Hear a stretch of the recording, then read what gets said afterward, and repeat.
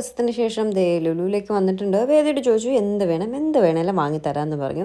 അപ്പോൾ വേദ പറഞ്ഞത് ബെൽജിയൻ വേഫൽസ് മതി എന്നാണ്. അങ്ങനെ വേദയ്ക്ക് ഒരു ബെൽജിയൻ വേഫൽസ് വാങ്ങി കൊടുത്തു. എനിക്ക് വയറിലധികം സ്ഥലമില്ലാത്തത് കൊണ്ട് ചായയിൽ ഞാനങ്ങ് ഒതുക്കി കേട്ടോ. സത്യം പറഞ്ഞാൽ വയറിൽ സ്ഥലമില്ലാത്തതുകൊണ്ടല്ല, എനിക്ക് ചെറിയൊരു തലവേദന പോലെ. ചായ കുടിച്ചാലും മാറുന്നെങ്കിൽ മാറട്ടെ എന്ന് കരുതിയിട്ട് ചായ എന്ന് 2 ചായ ഓർഡർ ചെയ്തു. ഒന്ന് ഏട്ടനും ഒന്ന് എനിക്കും കേട്ടോ.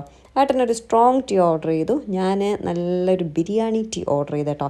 എനിക്ക് ബിരിയാണി ടീ കുടിക്കാനായിട്ടൊരു കൊതി വന്നിട്ട് അങ്ങനെ ഓർഡർ ചെയ്തതാണ്. പക്ഷേ അടിപൊളിയായിരുന്നു കേട്ടോ ബിരിയാണി ടീ. എനിക്ക് ഭയങ്കരമായിട്ട് ഇഷ്ടപ്പെട്ടു. കുറച്ച് പാലിൻ്റെ ഒരു കുത്തൽ കൂടുതലാണെങ്കിലും എന്തോ ഒരു പ്രത്യേക ഫ്ലേവറായിരുന്നു കേട്ടോ. എനിക്ക് പേഴ്സണലി ഭയങ്കര ഇഷ്ടമായി. അതെല്ലാവർക്കും ഇഷ്ടപ്പെടണം എന്നില്ല, എന്തായാലും കൊള്ളായിരുന്നു ബിരിയാണി ടീ.